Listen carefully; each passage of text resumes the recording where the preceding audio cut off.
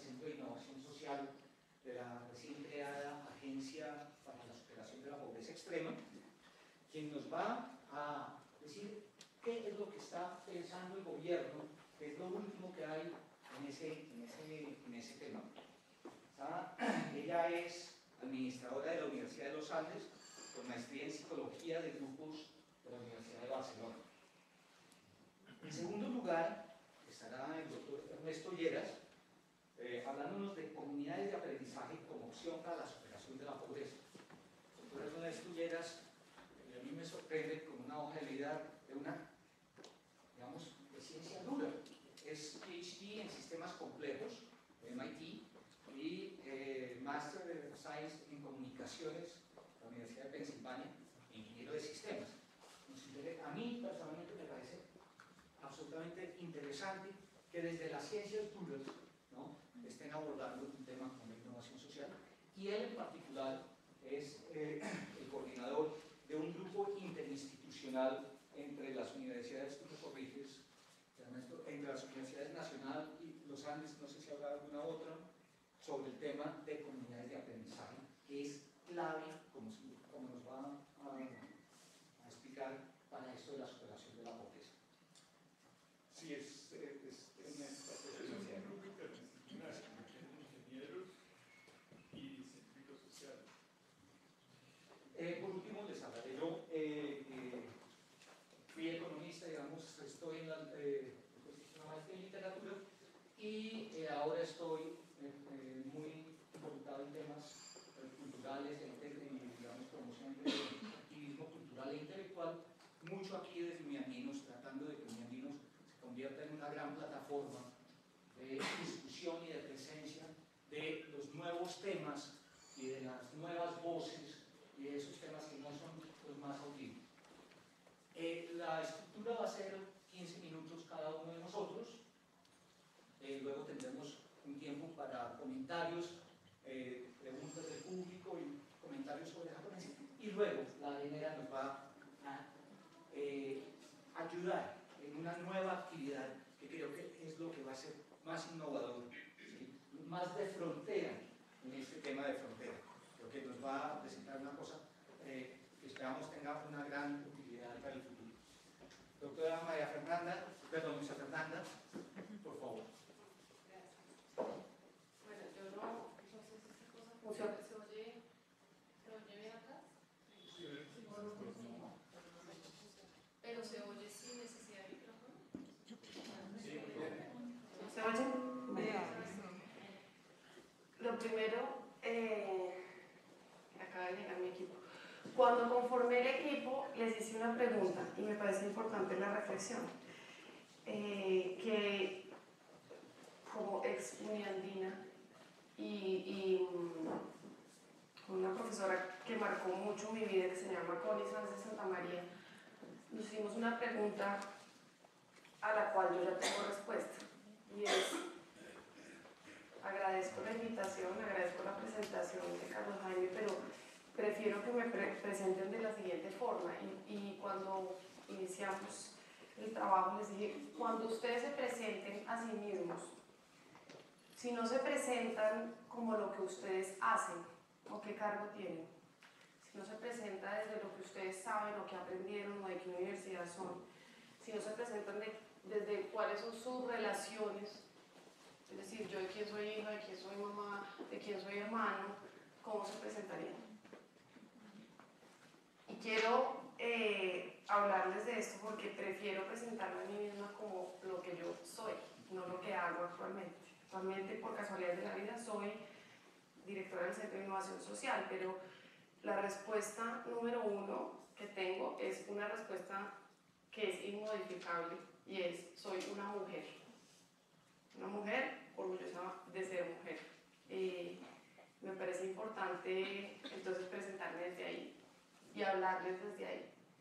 Y lo segundo que creo tener es la capacidad de ver el potencial en los demás y extraer ese potencial. ¿Por qué traigo estas dos cosas a colación?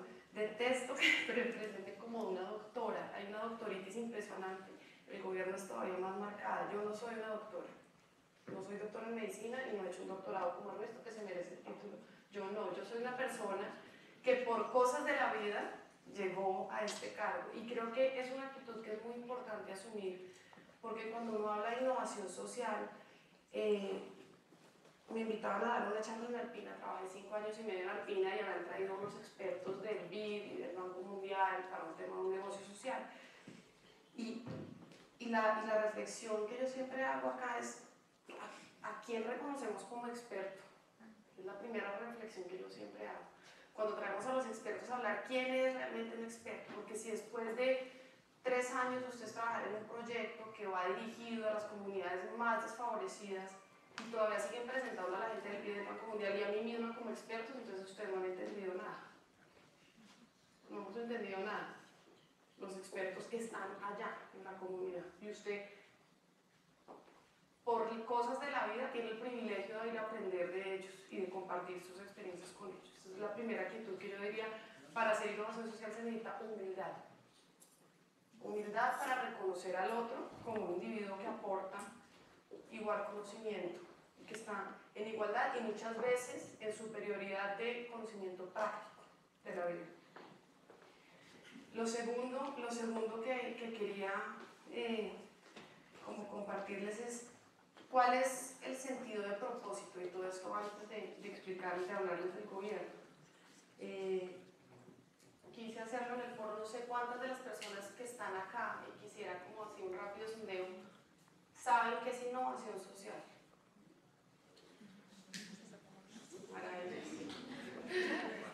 Porque les digo que no.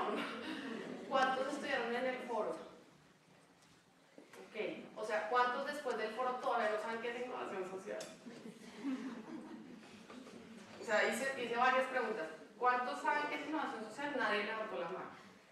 ¿Cuántos estudiaron en el foro? Una cantidad levantó la mano. O sea, el foro no sirvió para aclarar el concepto de innovación social, porque mi promesa en el foro fue el que después de intuitivamente pasar por 2 días de experienciar esto y de oír historias, todavía no lo entiendan, tómense un café. Entonces quiero saber si la interpretación de este foro es que todos necesitan un café y cuántos cafés va a tener que invitar. Es una pregunta que de verdad me interesa para ver si me detengo en volver sobre el concepto de innovación social o si simplemente no es tan relevante hacer. Sí. Entonces, quiero poner como una serie de palabras con el entendido que cuando yo llegué al gobierno, en mayo del año pasado, yo venía a hacer innovación. Mi expertise era en innovación de negocios, no en innovación social. Y cuando hablaba uno de innovación, se imagina, aún en los negocios, que es traer la última tecnología, el último producto, algo nunca antes visto, algo completamente diferente. Pero el 99% de las innovaciones que se lanzan al mundo no son innovaciones radicales. Entonces, lo primero era como quitarse ese concepto de que la innovación tiene que ser algo que mueva las fronteras del conocimiento. Tal vez para quienes se dedican a la ciencia y la tecnología es más cierto ese concepto, pero en la gran mayoría de los casos la innovación es simplemente algo que yo hago de una manera distinta a como se venía haciendo. Es decir, hay una práctica que está instaurada, ¿sí? Hay una forma de hacer las cosas y alguien se replantea y se repiensa esa forma y llega a un resultado superior. Porque se hace más rápido, porque se hace de manera más eficiente, porque lo hago a un menor costo. Muchas veces lo medimos nosotros los adultos, como dice el Principito, medimos todo en términos de cifras. Entonces tengo un costo reducido, un tiempo menor y entonces mido la efectividad de las cosas así. En el caso de la innovación social, me cambia a mí misma como persona el paradigma que yo traía de lo que era innovador y lo que no lo era. Porque lo primero que cambia entre la innovación social y la innovación de negocios o la innovación en ciencia y tecnología es que no necesariamente estoy esperando esa última,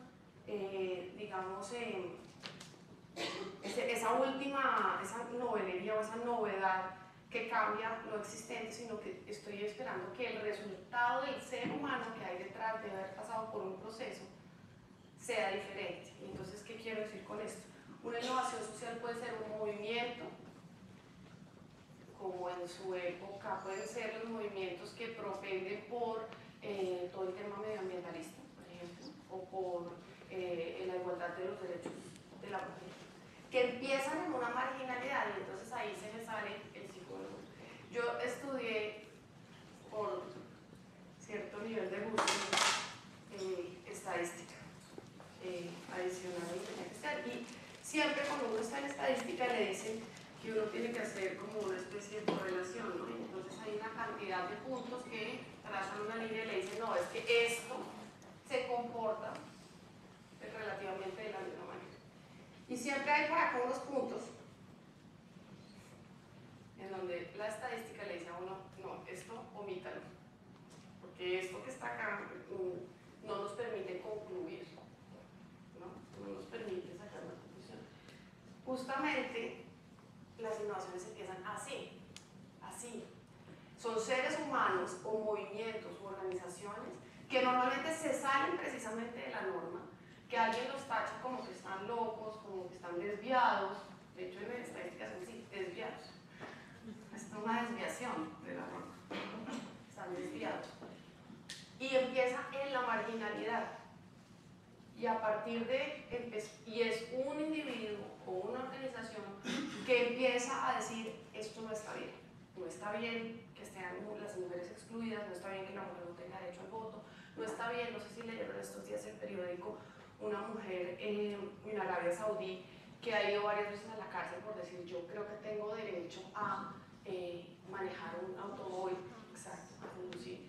Y esas personas normalmente pagan un precio muy alto por ser una persona desviada, es decir, dice, no tenemos derecho a algo que creemos es justo.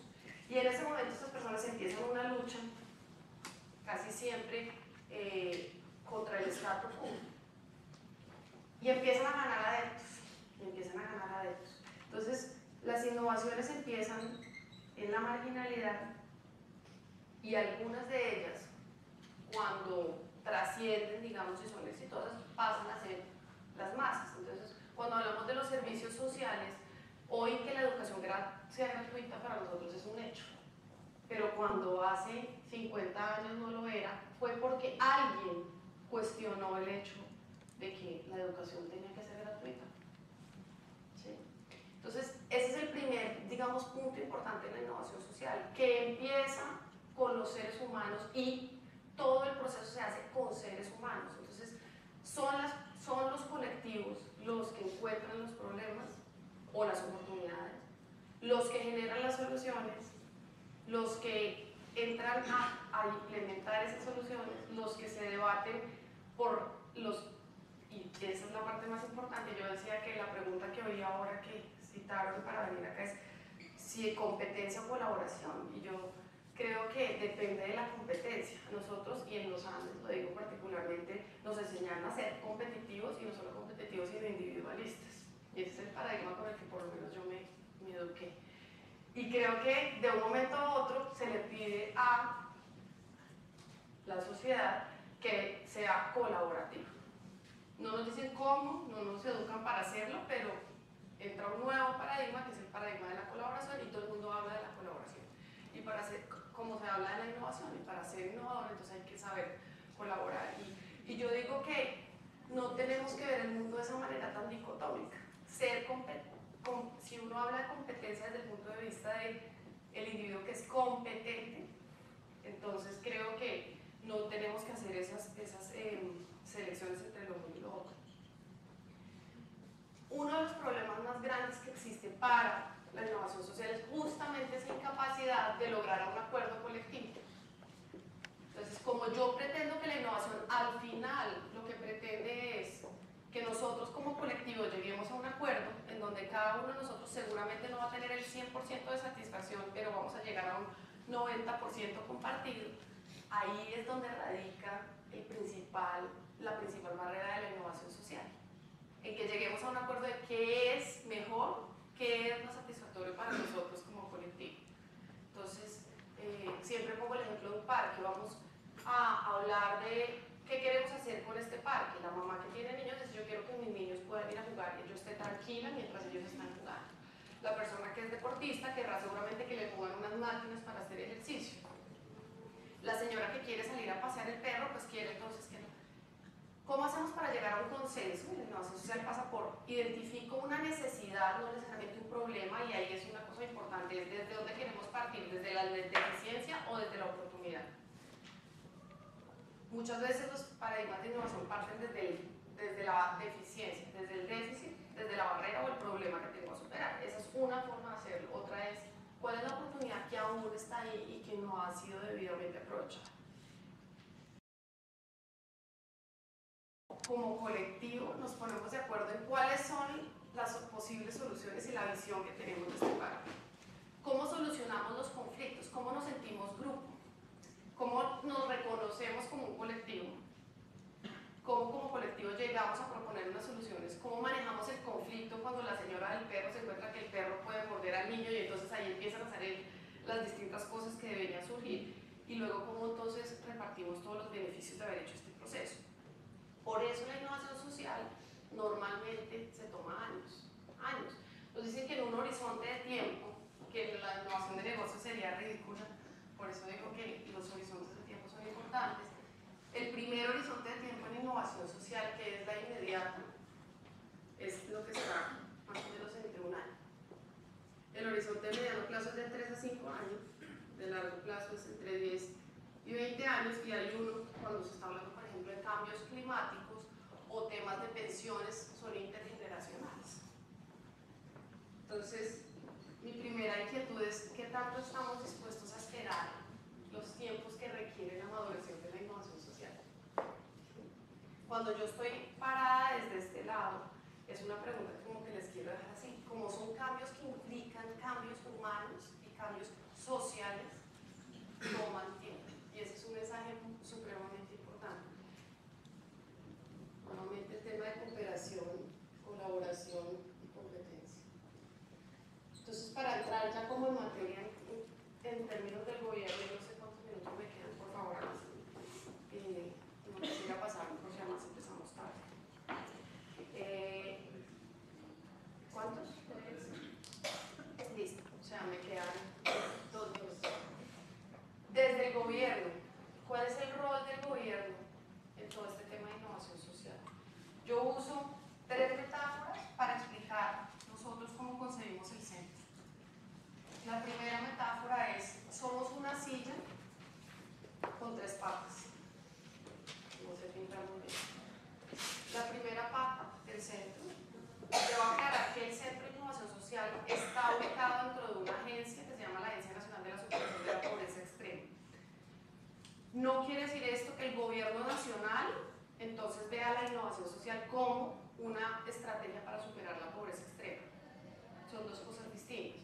El gobierno nacional tiene el objetivo, como uno de los 3 prioridades del presidente Santos, es consolidar el tema de seguridad, incrementar el empleo y superar la pobreza. Y la Agencia Nacional de Superación de la Pobreza Extrema es parte de la estrategia precisamente de constituir una entidad que cumpla con ese tercer objetivo. Pero innovación social dentro del gobierno se debería hacer en todas las instituciones. Nosotros tenemos como marco generar, nuestra visión es cómo generar inclusión y oportunidades para todos para poder generar prosperidad. Pero no quiere decir que la innovación social tenga esa es una cosa muy importante, aclarar que el gobierno nacional no ve la innovación social como sinónimo de superación de la pobreza extrema. Nosotros, al estar ubicados dentro de la agencia, creemos que una de las prioridades en las que este país requiere innovación social es la superación de la pobreza extrema. Entonces, el Centro de Innovación Social, ojalá surgieran 1000 centros de innovación social en el ICBF, en el SENA, y hay iniciativas, de hecho. Uno de los objetivos nuestros, el primer objetivo, el primer pilar es cómo nosotros reconocemos, o sea, lo primero es promover que exista. ¿Y qué quiere decir promoverlo? Generar el entorno favorable para que este tipo de encuentros, para que la gente pueda decir, no sé qué es innovación social, de ella hablamos todas las charlas que sean necesarias, cómo vinculamos la academia en esto, cómo logramos hacer que existan cátedras de innovación, cómo hacemos para que existan eventos tan grandes como el foro, pero eventos pequeños a nivel también regional, en donde ponemos el tema sobre la mesa y hacemos que se empiece a volver un tema relevante. Las inversiones tradicionalmente de gobierno en son ínfimas comparadas con las inversiones en ciencia, tecnología y en negocios. Esa es la primera pata. ¿Cómo hacemos para que esta estrategia es cómo conectamos a los innovadores? ¿Cómo miramos qué están haciendo? ¿Cómo los exponemos al mundo? ¿Cómo los conectamos entre ellos? La innovación social pasa con o sin el gobierno. Sí. Y la creación del centro no va a hacer que la innovación social o los innovadores sociales hagan más innovación. Por el contrario, lo que hace el gobierno es cómo los detecto para que los logre conectar y cómo los visibilizo. Si digo que hay un gran logro del foro fue que se generaron esas conexiones. La segunda pata es cómo traigo soluciones. Muchas de las problemáticas de nuestra población en pobreza extrema no están debidamente atendidas ni por el gobierno ni por el sector privado. No existe una oferta relevante y pertinente. Entonces, como nosotros desde el gobierno casi siempre asumimos soluciones macro, los problemas no son macro, son individuales, son familiares. Entonces, cuando llega la solución, es de alguna manera, no me casa en este vestido que yo tengo. Entonces, ¿cómo generamos soluciones que sean pertinentes y construidas de abajo hacia arriba? Lina, que nos acompaña hoy, es la directora de esa área. ¿Cómo generamos proyectos de innovación social que sean un puente entre las necesidades de la población en pobreza extrema y los innovadores sociales que ya tienen soluciones, ya existen? Muchas veces no es inventar algo nuevo, vuelvo otra vez a las reflexiones, ¿cómo encuentro eso que existe? Y el rol del gobierno ahí que es encontrar aquellas que tienen un potencial exitoso pero han sido probadas a nivel micro y las llevo a un nivel escalable. Y por último, y para terminar, nuestro último pilar es cómo hago para que exista política pública alrededor de la innovación social. ¿Qué quiere decir esto? Si yo encontré esta innovación exitosa a nivel micro, ¿por qué hoy el Estado no la implementa o no la logramos llevar a política pública, bien sea a nivel local, regional o nacional? Y por otro lado, ¿cómo creo los incentivos o lo que en innovación sea un ecosistema que sea favorable? Que no sea, a pesar del gobierno hacemos innovación, que muchas veces sucede, sino cómo hacemos para crear incentivos para que haya más facilidad para la innovación social. ¿Cómo eliminamos tantas barreras? Y les voy a poner solo un pequeño ejemplo y con eso termino, Carlos, para no extenderme más. Las familias nuestras tienen una atención, muchas de las personas que trabajamos no tenemos la dimensión de la pobreza extrema. Fuimos a visitar a una familia en Casucá, personalmente la que me tocó a mí, era una mujer cuya mamá le había llegado, tenía una hija que estaba sin trabajo y vivía en una casa de 35 metros cuadrados en unas condiciones deplorables con su mamá que tenía 99 años. Y la oferta del Estado le exige que esta señora, que es completamente discapacitada, tiene que ir a un centro para que la identifiquen y sepa que puede ingresar al programa. Después tiene que ir para que le hagan un primer diagnóstico para que ella pueda a sí misma efectivamente entrar en un plan de tercera edad. La señora no se puede mover, evidentemente esta señora no la puede llevar. Entonces, muchas veces lo que nosotros requerimos de innovación, y por eso digo, no pensemos como en las cosas, no pensemos y no nos eduquemos como para pensar en hacer cohetes. ¿Cómo hacemos para que una persona que requiere una atención médica no tenga que dirigirse a un centro para que la pueda obtener? Es un derecho mínimo. ¿Cómo hacemos para que el servicio pueda llegar de alguna manera a su casa? A veces tenemos problemas tan mínimos como que no tienen plata para sacar una fotocopia para poder acceder a un servicio. Entonces, ese es el tipo de retos que nosotros por lo menos estamos enfrentando, que parecen los más simples, pero casi siempre son absolutamente complejos. Muchas gracias.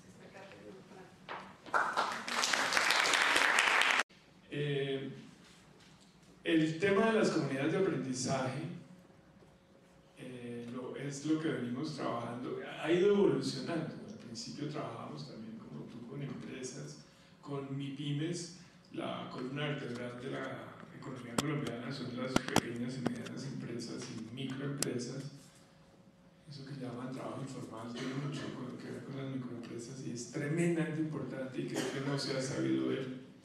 Y a partir de eso hemos llegado a esta idea de las comunidades de aprendizaje. Yo hoy le puse un apellido que es, me olvida siempre cómo fue que le puse, opción para la superación de la pobreza. Y yo quisiera mostrar que desde esta perspectiva nosotros no entendemos la pobreza como creo que la entiende el gobierno. Aunque yo creo que el gobierno no entiende, y creo que nadie entiende, además. Yo no creo que yo entienda tampoco, pero de todas maneras uno aventura posibilidades. La pobreza se ha tratado, y últimamente de una manera muy variada, y creo que la forma de entenderla precisamente es la que permite que las aproximaciones que hagamos a ella sean de una manera o de otra. Entonces, hay un gran educador, yo como soy profesor, y creo que mi profesión realmente soy educador tampoco, yo soy un profesor que está siempre explorando y que no sé nada, cada vez sé menos. Eso no lo digo por humildad, sino por constatación permanente. Y como profesor he admirado enormemente a Paulo Freire, el profesor brasileño, que quiso precisamente abordar el tema de la pobreza. Como yo lo interpreto, para Freire, la pobreza es la incapacidad para nombrar el mundo. Él habla de la conciencia muda de los pobres, es decir, ellos no son capaces de reflexionar sobre su realidad. No tienen lenguaje por la forma como han sido tratados y por la misma naturaleza de su entorno. Pero también él dice que la clase media, como nosotros, también es pobre, porque nosotros tampoco tenemos conciencia clara para entender el mundo, y él la llama conciencia ingenua, la conciencia de la clase media. Y él busca llegar a una conciencia que él llama concienciación, que es precisamente la que le permite a uno hacerse cargo de su vida. Y creo que uno de los grandes problemas de la herencia colonial nuestra es la falta de autonomía, tanto en los individuos como en las colectividades. Pero para el Banco Mundial, por ejemplo, la pobreza es una cifra comparativa referente al ingreso y a los servicios básicos, como yo la interpreto. Y como yo la interpreto, y aquí mi vecina, a quien quiero mucho, a pesar de que no nos conocemos mucho, para nuestros gobiernos es simplemente un indicador sugerido por los organismos multilaterales, ni siquiera surgido de nosotros mismos. Un indicador estadístico. Para Amartya Sen y Martha Nussbaum, por ejemplo, se refiere a capacidades en contexto, lo que ellos llaman funcionalidades, que de alguna manera se acerca también a lo que yo les voy a proponer.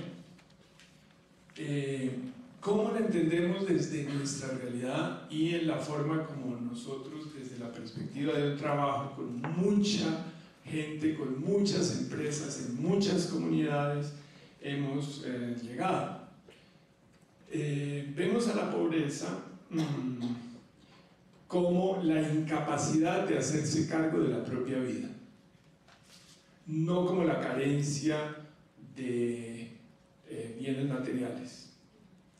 Desde este punto de vista, nuestro sistema educativo está concebido para mantenernos a todos nosotros en la pobreza. Solo algunas personas de buenas se escapan a eso. Es un sino fatal de nuestra sociedad. Entonces, nuestra propuesta para salir de la pobreza es una propuesta pedagógica, pero de una pedagogía circular, es decir, en la cual las personas se convierten en pedagogos de su propia comunidad. Para esto se necesita una concepción de qué es conocimiento, qué es aprendizaje y en últimas en qué consiste vivir bien. La tradición occidental plantea el conocimiento como un proceso tecnológico, un sistema de ciencia y tecnología manejado por expertos que elaboran teoría, artefactos y prácticas de tipo intelectual. Está aquí, en la cabeza. Para nosotros, por razones que podrían resumirse en la necesidad de hacerse cargo de la propia vida para llegar a vivir bien, y también en nuevos hallazgos científicos y prácticos, el conocimiento está en los cuerpos de la persona, en el cuerpo de una persona y en la interacción entre los cuerpos de las personas, es decir, en las prácticas.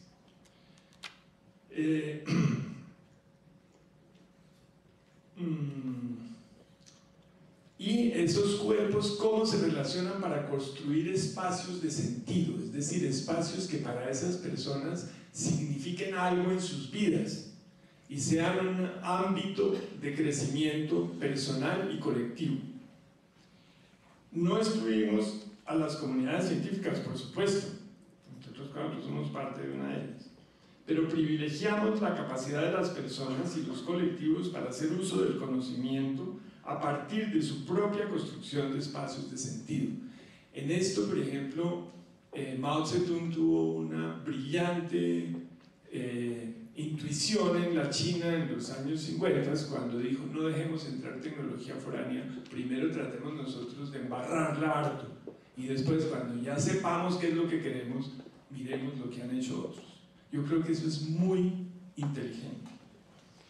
El aprendizaje consiste entonces en la capacidad de generar espacios de práctica con sentido, a partir de hacerse cargo cada uno de su propia vida. A mí llegan muchos estudiantes que son pues gente educada a decirme: profesor, ¿qué hago? ¿Qué hago de mi vida y qué hago de mi estudio? Usted que sabe, guíeme. ¿Cómo así? El que sabe de su vida es él. El que tiene que saber qué hacer es él. Esto lo he vivido innumerables veces, no solamente con estudiantes, sino con personas en las comunidades donde hemos trabajado. Y con personas en la vida cotidiana que uno se encuentra.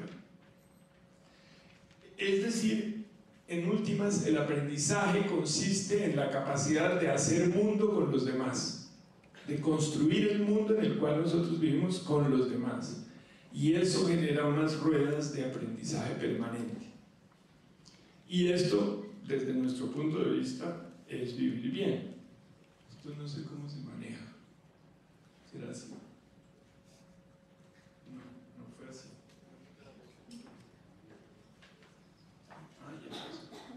Les voy a mostrar muy rápidamente un ejemplo que trabajamos hace unos 12 años en el Tintán Central. El Tintán Central es un barrio periférico que se inunda mucho. No sé si recuerdan que en los inviernos el Tintán se inunda tremendamente, y tiene alrededor de, o en esa época tenía alrededor de 160.000 habitantes. Como les digo, esto fue hace 12 años. Era un barrio de lo que llamamos desarrollo progresivo, con unos servicios públicos verdaderamente lamentables. Por ejemplo, tener una alcantarilla al aire libre, y trabajamos entre el 2000, esto está mal, trabajamos desde el 99 hasta el 2001.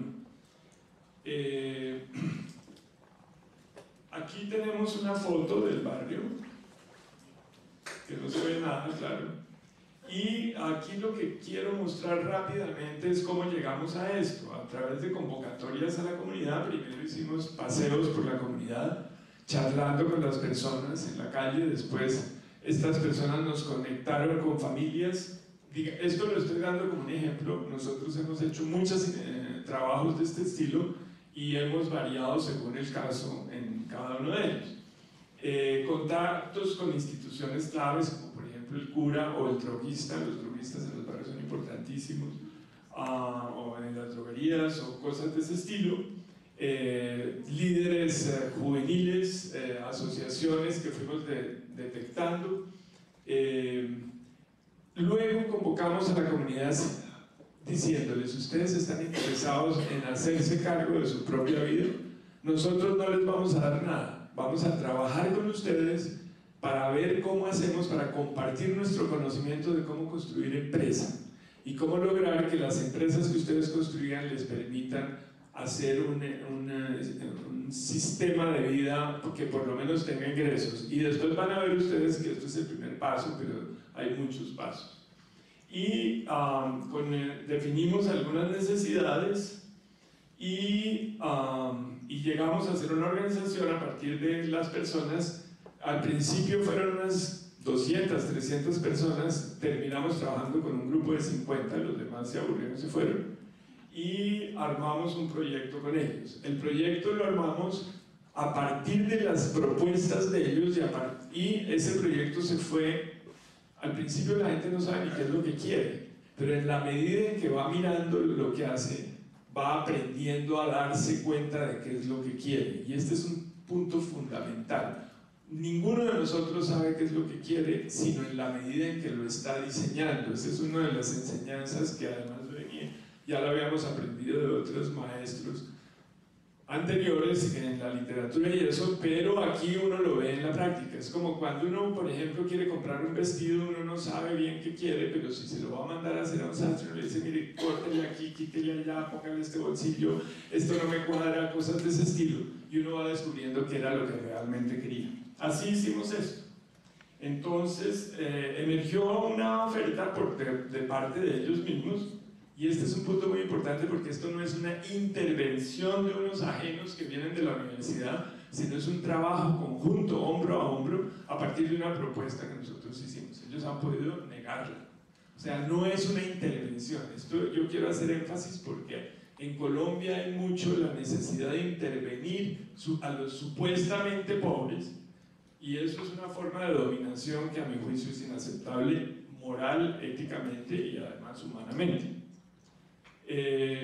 Entonces, aquí tenemos los escenarios, pues aquí tenemos una foto que muestra un poco el barrio y muchas de las cosas que había que hacer, y empezamos pues en un proceso de prueba y error a crear esos escenarios.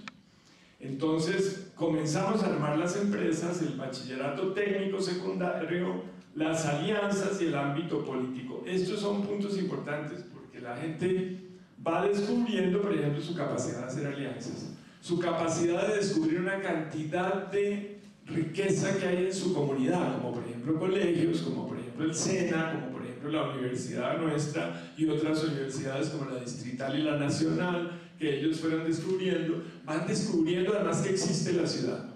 Las personas de este barrio inicialmente, que son generalmente personas que vienen del campo, son recién llegados del campo, muy cerca en años de su llegada del campo, se quedan ahí y se les olvida que están en una gran ciudad que tiene una cantidad de recursos posibles. Cuando empiezan a salir y a descubrir eso, es como si estuvieran descubriendo el mundo y los vuelve mucho más cosmopolitas y capaces de interactuar con otros. Supongo que se me está acabando el tiempo, entonces voy a pasar más rápido. Bueno, hicimos unas empresas inicialmente y aquí descubrimos que estas empresas nosotros habíamos forzado un poquito para que fueran de una cierta manera, y descubrimos una cosa fundamental, y por eso era que yo quería mostrar este ejemplo. Descubrimos que lo que da el éxito no es, digamos, la capacidad de competitividad o de empresabilidad de una empresa, sino las vocaciones vitales de la gente, es decir, lo que a la gente le gusta hacer y para lo que tiene talento y lo que le entusiasma hacer. Entonces muchas de estas empresas cambiaron porque descubrimos a través de talleres lo que a la gente le interesaba, y eso fue fascinante. Encontramos, por ejemplo, que había una persona que le interesaba, voy a dar solo este ejemplo, la tonería y pintura al Duco y taller de automovilismo. En un barrio tan pobre decían, eso no sirve para nada. Pues resulta que montó su taller, era buenísimo, y venían de los otros barrios y venían todos los que tenían carro, porque además en este barrio también había mucha gente que tenía carro y no se nos había ocurrido que se pudiera hacer así. Cosas de ese estilo. Entonces,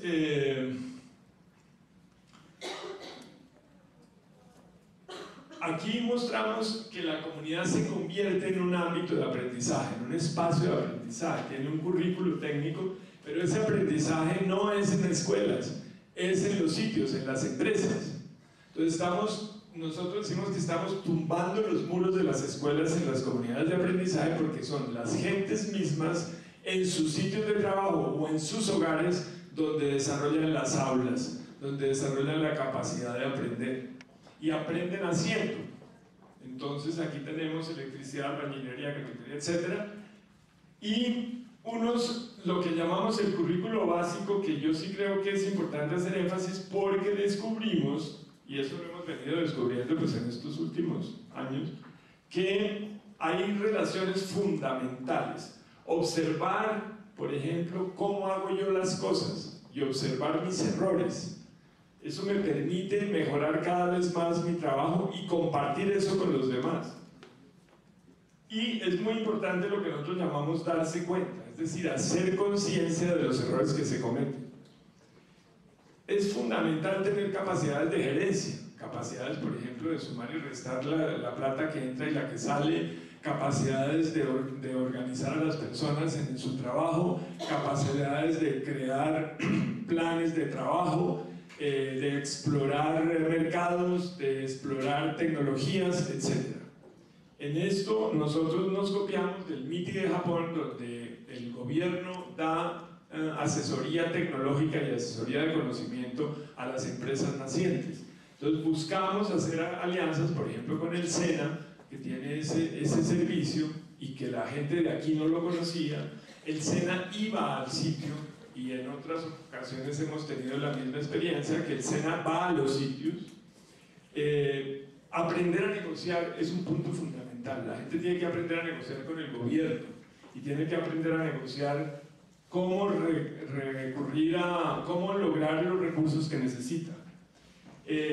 La computación básica, pues nosotros somos ingenieros y nos parecía que era importantísima y descubrimos que sí, tanto que en el barrio se formó una escuela de computación que ellos mismos trabajan y que nosotros a través de los estudiantes de la universidad los hemos ido formando en ese sentido. Y lectoescritura es otro punto fundamental, y eso fue por casualidad que lo descubrimos. Llegó unas personas que decían que eran adultos que no sabían leer y escribir, y nosotros nos pusimos a enseñarles a leer y escribir y descubrimos que eso les desarrolla su capacidad política y su confianza en ellos mismos de una manera asombrosa. Y la mayoría de la gente sabía leer y escribir, pero aprendió a leer a fondo, en profundidad, con crítica, y a escribir bien. Y esto les dio unos potenciales extraordinarios. Esto es uno de los hallazgos más interesantes. Entonces, como les decía, la detección de vocaciones es fundamental. Buscar a los emprendedores en qué son emprendedores y apoyarlos. Y los acoplamientos de las distintas empresas con una cooperativa que servía de paraguas para todas las empresas y que servía para aprender todo lo legal que tiene que ver con eso. Las alianzas se hicieron con el SENA, con varias universidades, con asociaciones de la comunidad. Había una asociación de madres de familia que yo recuerde, y había varias asociaciones de jóvenes, entidades gubernamentales, con la biblioteca pública y con el uso de internet. Era muy importante, por ejemplo, poder tener internet. En ese momento buscamos que hubiera posibilidad de conectividad con el gobierno. Nosotros miramos la situación 4 años después, no la hemos vuelto a mirar, aunque somos muy amigos de algunas personas que trabajan con nosotros, pero no la hemos mirado formalmente. En esta mirada 4 años después nos dimos cuenta que la cooperativa empezaba a prosperar, en este momento es muy floreciente. Nuevas empresas surgieron como comunidades de aprendizaje también, nuevas alianzas con otras comunidades y surgen nuevas ideas y nuevas cosas. Aquí me faltaba una cosa que después hemos visto. Por ejemplo, las necesidades de salud preventiva y otro tipo de cosas de ese estilo, servicios públicos, por ejemplo, y cómo interactuar con las empresas de servicios públicos, etc. Ahí aparecen una cantidad de nuevas formas que muestran que esto no puede ser un sistema cerrado, tiene que estar abierto. En el aprendizaje hay un punto fundamental que es el reconocimiento del otro y de sí mismo, a partir del reconocimiento de sí mismo. Esto lo trabajamos con talleres y esto también es una de esas cosas fascinantes en las cuales las personas empiezan a descubrir una cantidad de potencialidades que no se les había ocurrido que tenían, y no solamente propias sino de los demás, y cómo construir precisamente colaboración a partir de esto con los demás. También surgen personas que quieren ser competitivas y que quieren aplastar a los otros, y eso lo vivimos, en este caso lo hemos vivido en muchos otros. Eso es parte de obviamente la vida humana y las sociedades humanas, y la forma como se trabaja precisamente es a partir del diálogo. El diálogo que surge de la observación cuidadosa de sí mismo y del entorno. De ahí surge el darse cuenta, la capacidad de darse cuenta, por ejemplo, de que uno ve a las personas a través de sus prejuicios. Entonces ahí empieza uno a aprender, y en eso también nosotros con ellos hemos ido siempre aprendiendo también muchísimo, a descubrir la cantidad de prejuicios que nos impiden escuchar al otro. Y es donde aparece el diálogo, que básicamente implica la capacidad de ser auténticos y expresar lo que nos parece y decir lo que pensamos sin miedo y escuchar a los otros activamente, es decir, ser capaces de darnos cuenta lo que mueve a las otras personas, ir más allá de las palabras de lo que están diciendo para escuchar lo que realmente quieren decir. Eso no es nada fácil, pero es tremendamente productivo ir construyendo capacidades de diálogo. Tenemos una cosa que llamamos las miradas, que también lo fuimos descubriendo ahí. Está la mirada pedagógica, que nos permite desarrollar esa capacidad de aprender uno de sí mismo y de sus relaciones con los demás. La mirada productiva, que nos permite aprender a ser productivos, aprender a generar empresas racionales, que sean viables, que no estén descubriendo a los 6 meses que están quebradas hace rato, sino que sepan manejar una empresa y que sepan además encontrar mercados, innovar en los productos, cosas de ese estilo. Y la mirada política, que nos permite desarrollar el entorno, el medio ambiente, en esto de lo que nosotros llamamos el hábitat, que es el espacio de prácticas con sentido. El espacio es muy importante, el espacio físico. Entonces, encontramos las relaciones de la comunidad consigo misma a través del diálogo con el mundo en el entorno inmediato, que son las comunidades que la rodean, a partir de negociar los recursos y de negociar lo que quieren hacer juntos, con el entorno regional, que quiere decir en principio con el gobierno, por ejemplo con el gobierno distrital y cosas de ese estilo, con el Estado, lo mismo, y con aquí también está, por ejemplo, las asociaciones comunales y cosas así, y con las instituciones como escuelas, que esto también es muy interesante, lamentablemente no les puedo contar ejemplos de esto que son geniales. Como conclusiones, las comunidades de aprendizaje son opciones de construcción del mundo, en el sentido de construir espacios que signifiquen algo para mí y que me hagan sentir que estoy creciendo en ellos con los demás, en el cual no existe la noción de pobreza, pues las personas individual y colectivamente se están haciendo cargo de sus vidas y se están haciendo cargo de la vida de la comunidad y han superado el paternalismo, que es un problema central de nuestra sociedad a nuestro juicio, y la falta de autonomía y de sentir que el cambio social es una responsabilidad de cada uno. Eso no está en papá gobierno, es una responsabilidad propia. Muchas gracias. En Uniandinos estamos muy contentos de que vamos bien, cómo el tema de la innovación va adquiriendo cuerpo. Eso me parece que es la primera cosa que hay que señalar. Tanto Luisa Fernanda como Ernesto creo que han puesto en escena que estamos ante un problema realmente desafiante, que no tenemos las respuestas, y creo que eso es lo que lo hace más desafiante y también más vulnerable, y es que nos estamos internando en tierra incógnita, y nosotros, con una palabrita que voy a usar varias veces, creo que tenemos un pensamiento colonial, ¿no? Y colonizado, nos da miedo, ¿no? El mare magnum. Bien. ¿Cómo ha avanzado este tema de la innovación? Vemos grandes avances, ¿no? Se logró una ley que permite que haya 500 millones de dólares al año para innovación. La Conciencia se ha reorientado para que maneje el tema, se han creado 2 unidades distintas para pensar, para trabajar el tema, una en Bancodex para la cuestión de innovación empresarial, otra el Centro de Innovación Social para lo social, pero por supuesto, como decía Luisa Fernanda muy bien, ojalá hubiera muchas entidades de innovación social en muchas entidades, porque la innovación social sirve para todo, eso es como el agua bendita y como la hierbabuena. Y creo que lo que quisiera destacar es esa mirada participativa del Centro de Innovación Social, ¿no? Que ya de suyo tiene por lo menos 2 cambios culturales fenomenales, que son el hecho de decir, bueno, vamos a trabajar con las comunidades y para las comunidades, es una relación de iguales. Y la segunda es que el gobierno se baje de esa mirada, digamos, autoritaria, burocrática, tradicional, de yo sé y vengo a imponer un tipo de solución. Ahora, dicho eso, creo que hay que señalar ciertas cosas que son, que creemos que, porque creo personalmente, no hablo a título de nadie más que de mí mismo, que el tema del cambio cultural, que es absolutamente fundamental, está en realidad ausente. Está en el discurso y el gobierno, tanto en el plan de desarrollo, prosperidad para todos, como en la ley misma, artículo tercero de la ley, si lo quieren ver, habla de que la innovación es un tema cultural fundamental. Y que si no hay cambio cultural, tiene que haber, digamos, una cultura de innovación o cultura innovadora, usan esos dos términos.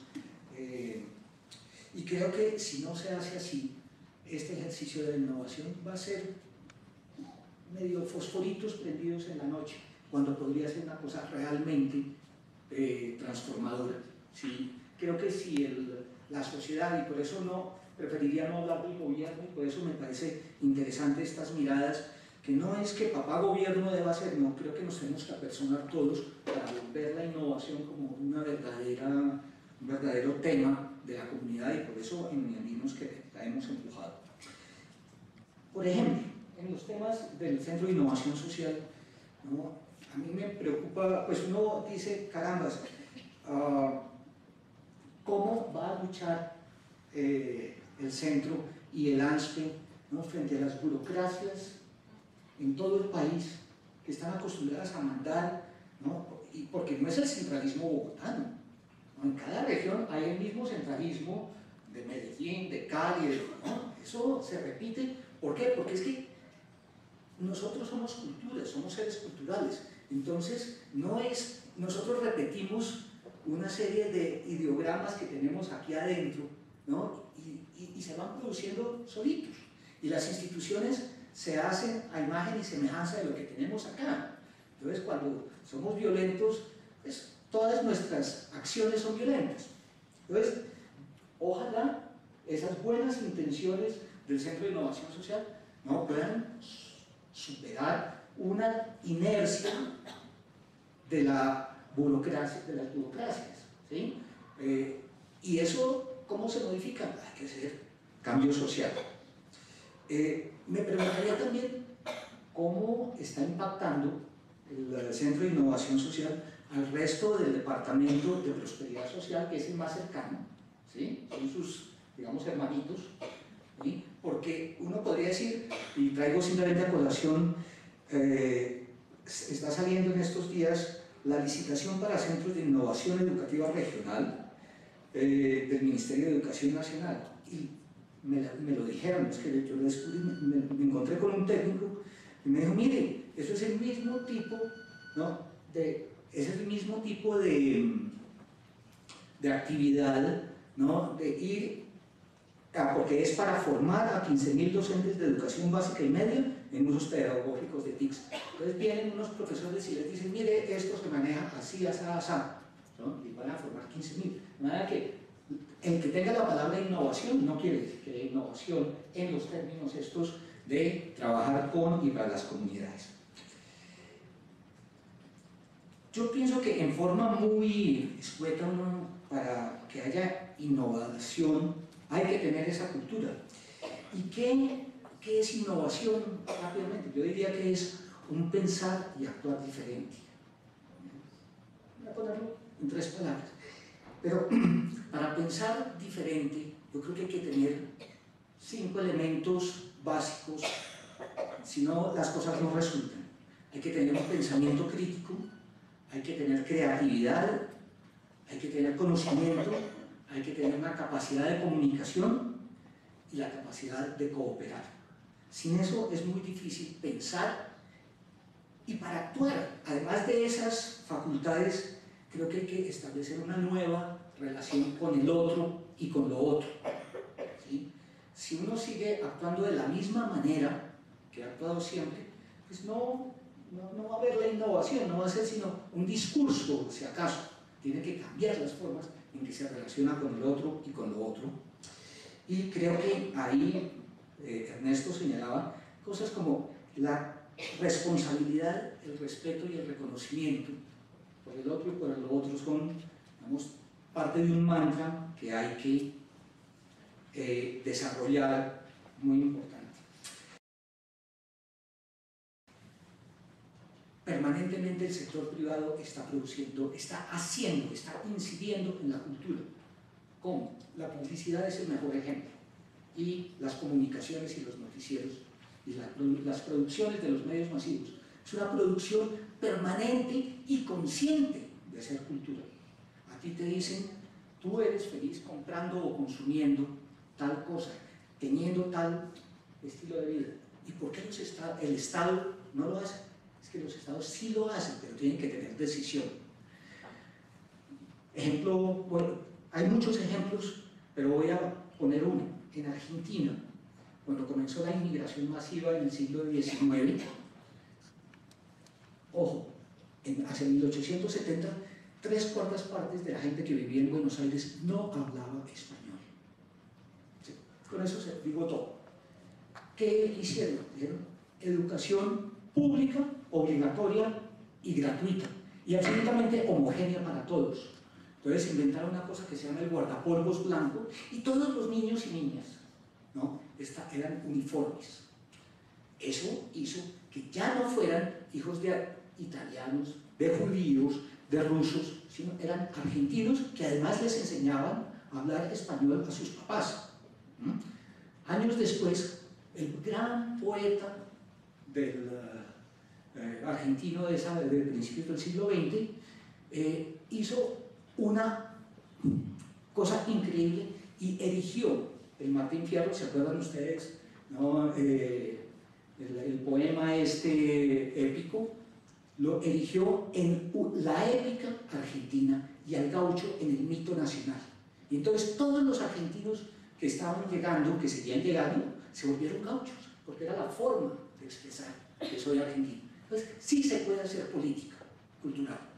Y si no se hace, como todas las cosas, se las hacen los otros, se las hacen los programas de mafia, ¿sí? De narcocultura. Entonces, yo diría que nosotros tenemos algunas cosas que son muy limitantes en nuestros procesos, en nuestro proceso cultural. Uno, yo la llamo una mentalidad colonial. No hemos hecho la tarea de independizarnos y de crear un Estado laico, moderno, etc. ¿Cómo describiría yo rápidamente esa mentalidad colonial? Es autoritaria, ¿sí? O sea, esto es así. En parte, los modelos de intervención, ¿no? Son así. Es dogmático, no es crítico, es jerárquico, hay unos de arriba y otros de abajo, ¿sí? Y esas jerarquías además son profundamente excluyentes. Y la forma de relacionarse con el otro es de una profunda exclusión. Si no estamos de acuerdo, ¿qué hago? Te excluyo.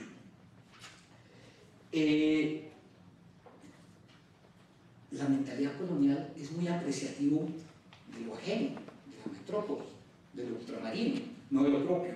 Creo que ahí reside una buena parte de no poder reconocer, no sabemos ni leernos ni escribirnos. Y eso incide significativamente en la capacidad de innovar. Si no sabemos quiénes somos y cómo somos, entonces seremos copistas. Bueno, mentalidad colonial, primer punto. Otra cosa que es terrible es el individualismo. Y creo que el individualismo es un elemento, yo diría, consecuencia del modelo colonial.